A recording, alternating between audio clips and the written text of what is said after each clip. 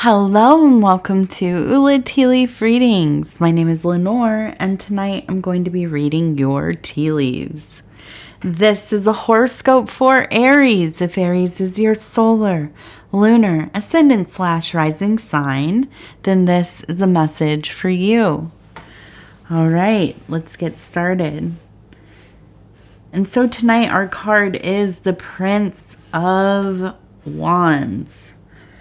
A very fiery energy indeed. Okay, and let's see what these tea leaves have to say. And so if you have not subscribed, please think about doing that. You can hit the little bell. It'll let you know when the next readings are coming out. And it's free to subscribe.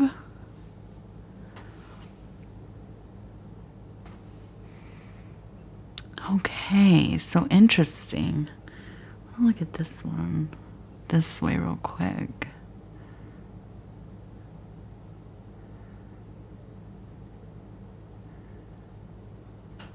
So it looks like it says, and now it looks like two eyes kind of. It looks like two orbs, but it also looks like it says also. ALSO. I don't know why that stands up so much. It's like, and also. And above it we have, it also looks like a 50 or 150, 150 maybe. But we also have up here the Ace of Cups, okay? And it's large. You can see a person standing next to it with their arm kind of raised to it, kind of that holy grail, but it's so large. It's absolutely massive. And so I'm looking at this and I feel like there is a sense of where things had been going pretty rough, right? There has been at last kind of a real shift in your life, in your life, but also like your emotional experience of your life. I feel like, you know, there has been some real tough stuff, and there has been some feelings of almost, I feel like a sense of being kind of disenfranchised, maybe a loss of work, maybe kind of the inability to, freely move within your life. And I almost wonder if there was like car trouble, maybe. But I think that things have they've begun to shift to align with your wants, your needs, okay? And here's the thing, though. I think through some of these ordeals you've been through, it has really, it has tested your emotionality. It is tested your spiritual. I'm thinking of the word inclinations, but it's just your, what is the word? Virtues, convictions, but it's not even just that. I think it's where you can take these concepts that you are drawn to and really apply them in the times of your life where things are devastating. They are stressful. They are a mess. They are, things feel like they're dissipating all around you. But you are able to take these things that are very much alive in you, these spiritual concepts, religious tenets, these these strands and relationships you have with the divine, with God, goddess, the universe, whatever you call it, and you bring it into these periods of turmoil, absolute, feeling lost, adrift, in grief, in terror, because I think often we will, we'll ask for help from the divine when things are going really wrong,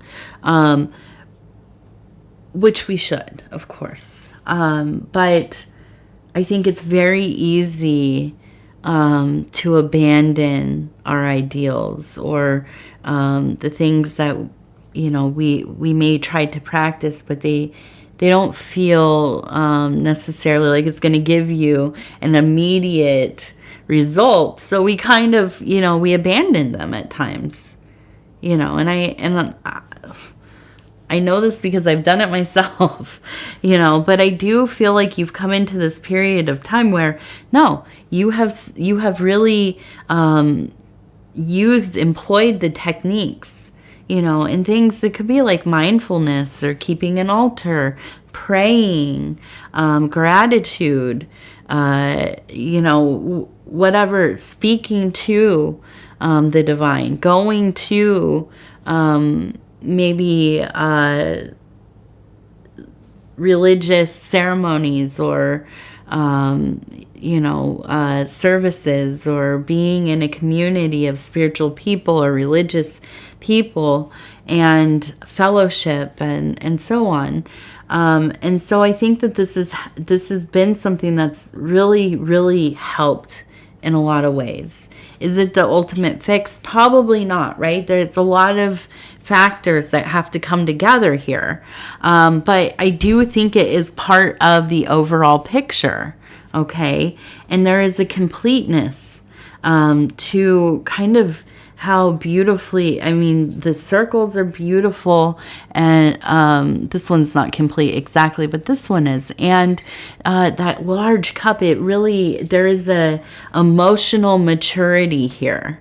Okay, a lot of self-evolution through these trying times and ordeals. Okay, and I think that you care on such a deep level for others. You are somebody who, you've gone through things that were out of your control, and rather than being, sullied by that in the soul, right? Going the other way and becoming somebody who hurts others, or yourself. You are somebody who I think is absolutely an advocate for people, a protector, somebody who is a caretaker, and will go out of your way to help somebody, to help others, so that they don't have to go through the pains that you have gone through. And there's just a deep wealth of love here, okay?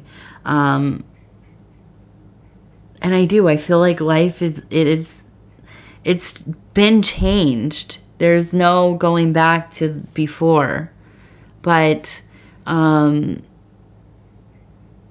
with what you have now, the circumstances that have come to pass, now you're in this other place, and I think that you are getting to this opening where you can begin to do something with it. You're beginning to build up aspects of your life. I think through these troubles, it has motivated you to do probably things that you kept putting off. Maybe going back to school, or maybe you have some kind of like a bucket list, or, things that you've really been drawn to, you've dreamt of doing, and you will now. You will now, because life is short. We're not always, we're not always going to be here, but we're also not always able to do the things that we want to do. So if we have an opening to be able to accomplish that, then go for it. And I think that this really is the energy of this next year here. And I think it's going to be And I'm going to turn this in. We have this beautiful, it looks like a deer, a stag. Okay, so there is this beautiful, strong, vibrant, and virile energy, the ability to create, and not taking no, right? You will not be put off. The things that you want to work on, the projects, the the passions, the creative things, the endeavors, you're not going to let anything get in your way. You're going to stay focused. You are going to find a way, and it's going to happen.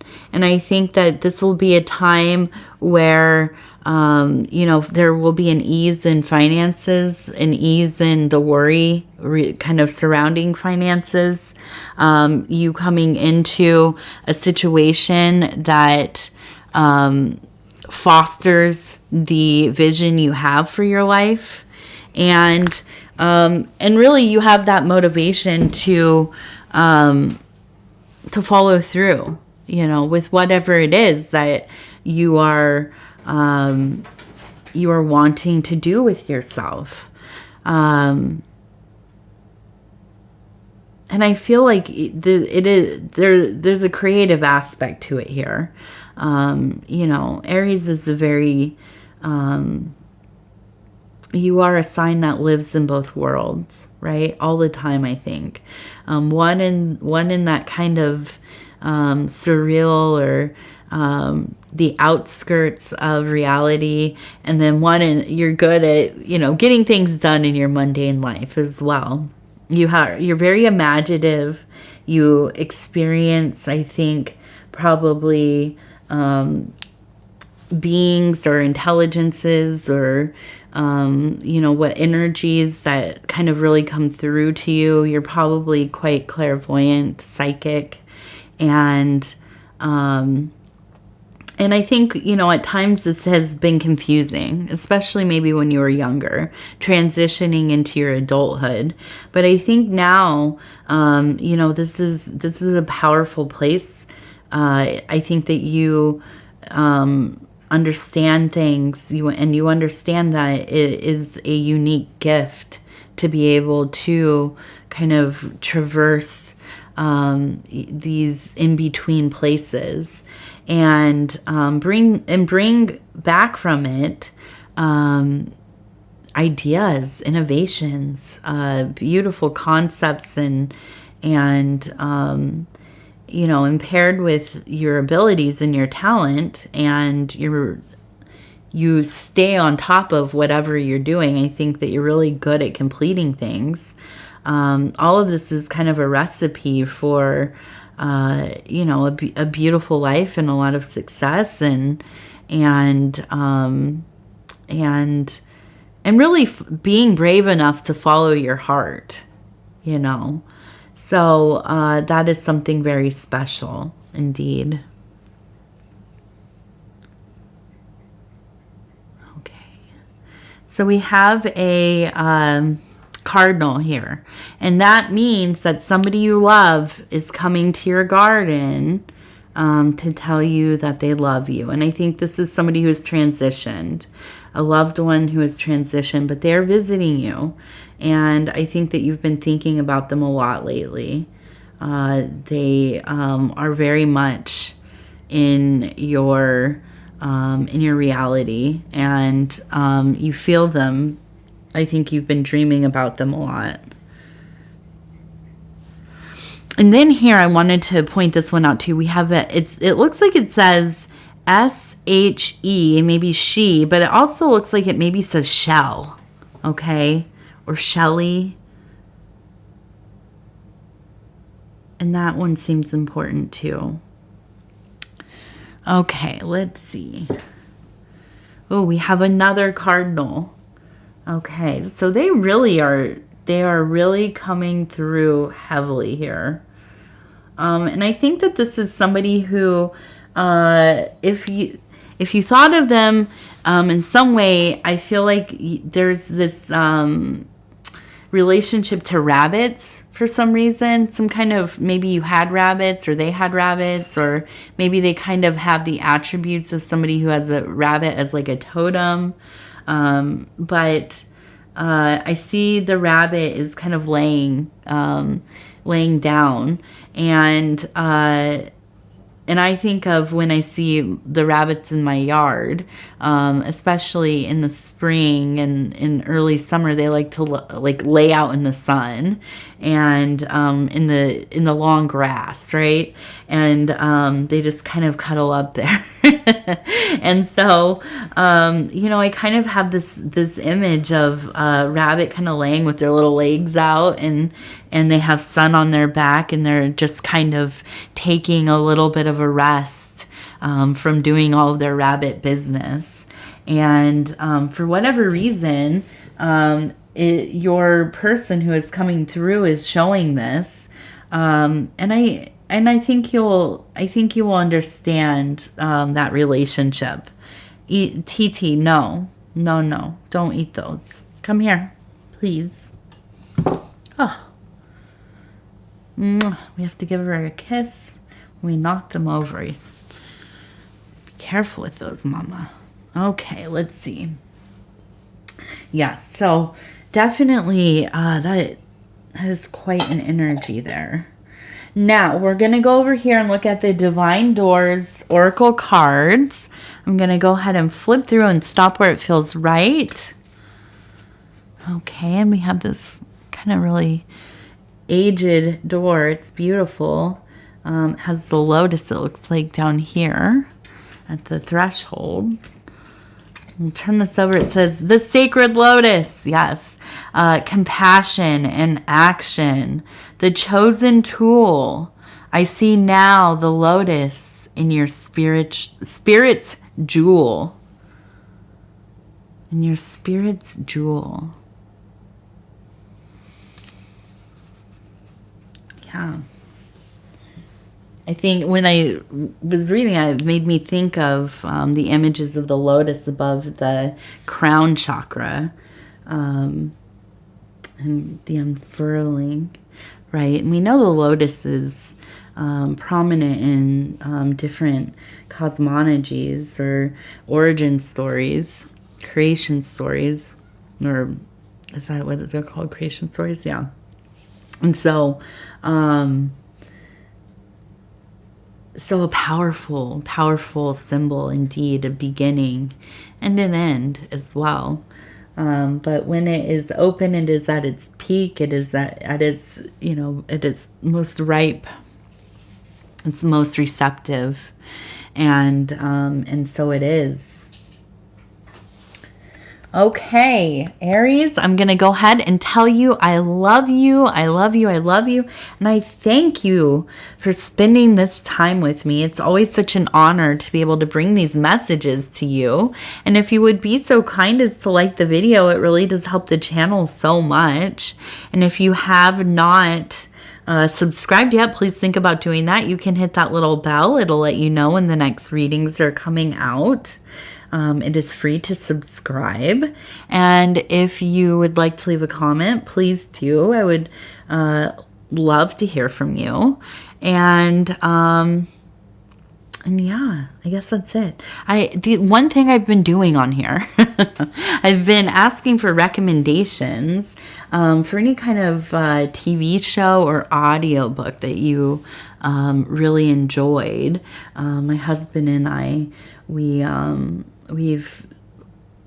watched, what was it? True Detective recently, the newest season. It was wonderful. I liked it a lot. I like all of the seasons, but I especially like the cold, climate kind of, horror or thriller type stuff.